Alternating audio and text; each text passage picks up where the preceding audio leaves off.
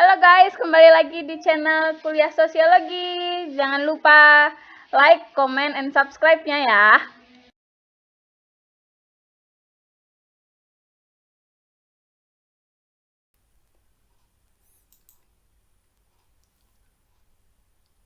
Bismillahirrahmanirrahim. Assalamualaikum warahmatullahi wabarakatuh. Para pelajar sosiologi dimanapun kalian berada, pada pagi hari ini saya akan meneruskan kuliah kita yang kemarin tentang teori pertukaran sosial. Jadi siapkan alat tulis kalian, ya, pena, ya, buku. Ya. Kemudian saya berharap kalian setelah mendengarkan kuliah ini dengan baik, kalian bisa berdiskusi ya, baik dengan grup kalian ataupun bisa tulis di kolom komentar yang disediakan pada YouTube ini ya, atau di kelas Google Classroom yang saya berikan. Baik, saudara-saudara, ya, kita sudah bahas kemarin tentang teori pertukaran sosial, ya, social exchange. Mengingatkan kembali bahwa materi ini ya, atau kuliah ini ya, dalam konteks behaviorisme termasuk paradigma perilaku sosial. Maka penelitiannya seyogianya menggunakan pendekatan kuantitatif yang bersifat eksperimen. Eksperimen itu ya uji coba ya. Uji coba seperti itu. Karena kenapa? Karena teori ini ya, sangat dipengaruhi dari Skinner ya, B.F. Skinner atau dikenal dengan Skinnerian ya. Aliran yang menganut paham dari B.F. Skinner. B.F. Skinner ini adalah seorang psikologi ya. Jadi di dalam teori pertukaran ini banyak mengadopsi pemikiran-pemikiran dari disiplin lain ya, terutama psikologi dan juga ekonomi ya. Di dalam psikologi itu menilai ya bahwa perilaku manusia itu pasti ada rangsangan ya, ada tujuan, juga ada emosional di situ ya, ada rasa emosi seperti itu. Dan dilatar belakangi dengan ada aspek ekonomi, itu untung rugi ya. Uh, Semula ya aliran ini mengadopsi dari psikologi karena psikologi itu banyak melakukan eksperimen pada hewan-hewan ya. Hewan-hewan yang bisa kalian lihat misalnya di sirkus ya. Ada hewan tertentu yang bisa melompat, mengikuti apa yang diperintahkan pawang ya, atau misalnya lumba-lumba ya, bisa melakukan sesuatu. Itu sebetulnya pertama uji coba dulu ya, dilakukan oleh pawang ya, melatih hewan-hewan tersebut, misalnya kalinya lumba-lumba bisa lompat, melewati lingkaran api dan lain-lain. Semula mungkin si hewan tadi, katakanlah lumba-lumba tadi, tidak tahu apa makna dari katakanlah kode atau pecutan dari cambuk yang diberikan si pawang. Tapi tanpa sengaja begitu ada kode satu cambukan dia bisa melompat, dua cambukan dia bisa melewati misalnya lingkaran api tadi. Begitu dia berhasil si ikan lumba-lumba, maka sang pawang akan memberikan hadiah ikan kecil atau makanan ya.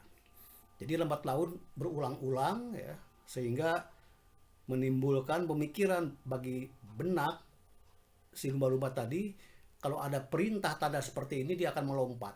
Itu namanya stimulus ya. Jadi rangsangan-rangsangan seperti itu diberikan pada hewan dan hewan mampu melakukan apa yang kita inginkan. Nah, seperti itu teori pertukaran ya. Sama dengan kita pada bulan-bulan ini sedang mengisi ibadah Ramadan ya. Saya ingat atau saya melihat ada beberapa orang tua yang memberikan stimulus pada anaknya yang baru belajar puasa. Kalau kalian bisa puasa pada sampai jam 10, ini hadiahnya. Sampai jam 12, ini hadiahnya. Itu bentuk-bentuk stimulus sehingga si anak tadi akan melakukan tindakan sesuatu yang kita inginkan dengan sesuai harapan kita, dan si anak juga melakukan tindakan itu karena ada stimulus, memperoleh imbalan ya.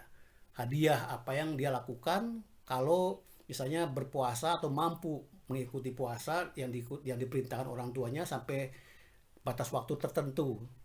Kenapa sih orang tua memberikan stimulus seperti itu? Untuk memperoleh pembelajaran ya, mengajarkan pada anaknya ya, supaya akan pentingnya puasa, sehingga anak perlu dirangsang untuk melakukan sesuatu. Seperti itulah hewan juga. Hewan-hewan seperti itu. Maka analogi lumba-lumba tadi bisa kita lihat misalnya dalam konteks orang tua memberikan rangsangan pada si anak untuk melakukan sesuatu. Kalau anak itu bisa berhasil, maka diberikan hadiah gitu. Nah, kalau sudah berulang-ulang hadiah itu diberikan, si anak tentu nggak puas. Masa hadiahnya misalnya 10.000 misalnya sampai jam 12, tambah lama. Nah, kalau memang mau ditambah sampai jam 5 sore misalnya. Atau sampai jam 3 sore, nanti ditambah 5.000 lagi. Nah, lambat laun seperti itu, akhirnya anak terbiasa. Kalau sudah terbiasa, maka akan berulang-ulang dia lakukan sehingga menimbulkan kebiasaan ya, dan menjadi habit, jadi menjadi terbiasa. Itu pemikiran dari teori pertukaran. Jadi di situ ada untung rugi itu. Apa untung ruginya? Tadi imbalan tadi. Imbalan tadi misalnya katakanlah dalam bentuk uang untuk anak. Jadi manusia pun seperti itu dalam berinteraksi. Dalam berinteraksi itu pasti ada untung rugi. Kita lihat ibu-ibu atau kita sendiri kalau belanja kan kita mempertimbangkan untung ruginya. Belanja di kedai ini, di kedai A, di kedai B, di kedai C ada pertimbangan tertentu. Mungkin dari aspek ekonomi, apa lebih mahal, apa lebih murah. Dari aspek jarak, apakah jauh atau tidak misalnya. Jauh atau tidak, tentu ada sumber daya di sini yang dipertukarkan. Misalnya jalan kaki kah, atau naik motor kah, atau apapun. Itu kan aspeknya aspek ekonomi gitu.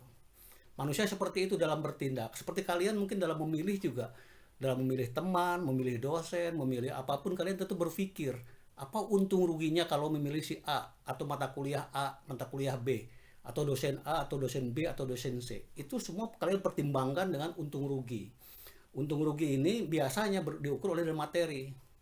Misal, nilai A, nilai B, dosen ini lebih mudah nilai A, dosen ini lebih sulit nilai C. Itu kan materi ya. Materi tidak harus berbentuk uang gitu. Bisa jadi kepuasan. Nah, ini paradigma dari teori pertukaran ya. Kita lihat sudah berapa waktu ini ya, jamnya sudah baru 6 menit. Saya kuliah ini tidak perlu panjang-panjang, saya batasi 10 menit, maksimal 12 menit. Kemudian kita akhiri, kita lanjutkan pada sesi berikutnya supaya kalian bisa mengulang-ulang materi yang sedikit-sedikit ini, bisa download di YouTube ini. Kemudian kalian bisa ulang-ulang sehingga kalian makin paham. Itu tujuan saya. Plus juga tidak menguras kuota. Kalau terlalu panjang kalian begitu lihat 1 jam, wah ini berat nih kalau download, susah. Jadi kalian nggak mau. Oleh karena itu ini juga prinsip teori pertukaran gitu. Kalian melihat untung ruginya kan. Kalau 1 jam habis kuota sekian, kalau 10 menit sekian. Saya juga pertimbangannya seperti itu. Ini adalah aspek dari teori pertukaran. Jadi teori pertukaran ini sebetulnya mudah-mudah saja karena memang apa yang kita alami sehari-hari bisa kita praktekkan, bisa kita amati, dan bisa kita rasakan. Jadi tidak benar kalau orang bilang belajar ilmu sosial itu mudah atau sulit ya. Dikatakan mudah, ya mudah memang apa yang kita rasakan sekarang ini. Tapi dikatakan sulit, nyatanya masalah sosial nggak pernah selesai ya. Tidak pernah tuntas masalah sosial, selalu muncul-muncul terus dan dengan berbagai varian gitu. Kenapa? Karena masyarakat berubah, pengetahuan berubah, pengalaman berubah seperti itu. Jadi inilah yang namanya dunia itu relatif ya. Saya harap kalian bisa paham tentang teori pertukaran. Tokohnya kemarin saya ceritakan ya, ada Skinner kita anggap berlalu, ada kita penting yang paling kita pahami adalah teori misalnya yang sering kita rujuk ya di dalam berbagai buku-buku teori sosiologi modern atau itu ya adalah George Casper Homan ya. Beliau adalah sosiologi Amerika ya. Pernah saya buat di dalam YouTube ini juga tentang wawancara dengan para tokoh sosiologi. Saya tampilkan di situ ada Merton, ada Homan, kemudian ada Herbert Marcuse atau Herbert Marcus ya. Jadi kalian bisa lihat, bisa tonton itu beberapa cuplikan sehingga tak kenal maka tak sayang gitu. Jadi kalau kalian apa yang saya ajarkan tentu kalian tertarik siapa Homan, siapa Marcus, siapa itu Merton. Kalian bisa tonton YouTube sebelumnya ya. Cari saja di situ di laman YouTube wawancara dengan para tokoh sosiologi. Edisi 1 itu saya berikan cuplikan-cuplikan. Beliau-beliau ini sudah wafat ya. Jadi video itu dibuat mungkin ya waktu beliau masih ada. Jadi bayangkan kalau mereka wafat tahun 2003, berarti sebelum itu video itu sudah dibuat ya. Baik. Ada lagi misalnya kalau kita lihat contoh sederhana, cinta itu buta. Orang sering bilang ngomong seperti itu, cinta itu buta. Menurut paham teori pertukaran tidak mungkin cinta itu buta. Cinta itu memilih ya. Kalian tidak mungkin menyukai seseorang ya itu tanpa ada alasan, memilih cinta itu gitu. Maka di dalam kultur Jawa ada bebet, bobot, bibit misalnya. Itu kan memilih gitu. Dari sekian banyak kalian pilih mana untung ruginya, mana aspek yang paling banyak kemaslahatannya. Di situ kalian sudah mulai bertukar gitu. Kalau saya dengan dia apa untungnya? Bagaimana masa depan saya? Kalau salah memilih, kalian akan menderita misalnya. Itu kan aspek untung rugi. Nah, di sini nanti ke depan walaupun tadi saya katakan aspek teori pertukaran lebih banyak aspek ekonomi, tapi dalam konteks tertentu nanti misalnya diceritakan oleh Peter Blow ya. Kemudian tokoh-tokoh lain ada aspek-aspek lain yang ditawarkan bukan hanya aspek ekonomi. Memang asalnya dari unsur ekonomi materi gitu. Ya. Oleh karena itu, materi ini wujudnya ada dan bisa terlihat dan bisa terukur. Disinilah letak, makanya teori pertukaran itu biasanya adalah kuantitatif. Ya. Jadi ada beberapa skripsi ya, yang menulis teori pertukaran tapi pendekatannya kualitatif. Sebetulnya ini saya katakan ya, di luar kebiasaan ya, di luar mainstream kita. Karena seperti Riser sampaikan maupun Poloma ya, Margaret Poloma dalam bukunya Sosiologi Kontemporer, buku itu buku lama, itu 80-an diterbitkan oleh Raja Wali Pers ya. Itu mungkin masih ada di pasaran ya, mungkin sudah dicetak ulang ya. Itu kalian bisa lihat bahwa teori pertukaran ini termasuk adalah ke dalam positivisme seperti itu. Ya. Jadi Homan ini kalian bisa lihat di Wikipedia maupun di Google siapa dia. Ya saya tidak akan menceritakan bagaimana kelahiran dan segala macam, masa hidupnya segala macam, karena waktu yang terlalu singkat untuk saya membahas bagaimana setting kehidupan beliau. Beda kalau kita kuliah di kelas ya, seperti kelas-kelas reguler biasa. Saya biasa ketika masuk kelas sebelum belajar tentang materi tokoh teori ya, saya akan sedikit mengulas bagaimana setting kehidupan beliau, karena konteks sorry ya, karena teks yang dihasilkan dari seorang pemikir pasti tidak akan terlepas dari konteks kehidupan dia gitu. Ya, ingat di dalam kuliah-kuliah awal kita ini tidak bebas dari struktur ya, struktur yang kita hadapi sehari-hari. Jadi kehidupan saya itu tidak terlepas dari struktur apa yang ada di dalam kehidupan saya. Baik itu teman saya, kemudian keluarga saya, lingkungan saya, pekerjaan saya, itu mempengaruhi pola pikir saya. Jadi begitu juga dalam berteori ya. Tapi Homan saya tidak akan menceritakan bagaimana detail kehidupan itu, dan beliau ini adalah sahabatnya Parson ya di Universitas Harvard ya, di Amerika. Jadi Parson ini punya teman berdiskusi yang lumayan, bukan lumayan, mungkin luar biasa. Maka kalian pun kalau berdiskusi, cobalah dengan teman-teman yang punya kelebihan ya. Teman kita itu mencerminkan siapa kita gitu. Ya. Oke. Sudah 13 menit. Tanpa terasa saya harus potong dulu, nanti kita teruskan pada kuliah kita. Mungkin ada beberapa kali pertemuan, saya usahakan mungkin pertukaran ini agak banyak ya tokoh-tokohnya.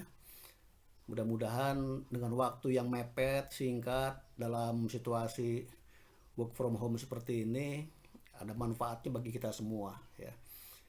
Saya berharap walaupun dengan keterbatasan kita ya, terutama keterbatasan dalam sistem kuliah daring seperti ini, tentu banyak hal yang kurang pas ya, dari sisi waktu, dari sisi penyampaian, dari sisi materi, diskusi dan lain-lain. Saya berharap di tengah kekurangan pasti ada kelebihan ya. Mudah-mudahan ini ada manfaatnya bagi kita semua ya. Jangan lupa kalian terus berdoa, jaga kesehatan dan tetap belajar, karena tugas mahasiswa adalah belajar. Demikian kuliah kita pada sesi ini, kita lanjutkan pada sesi berikutnya. Assalamualaikum warahmatullahi wabarakatuh.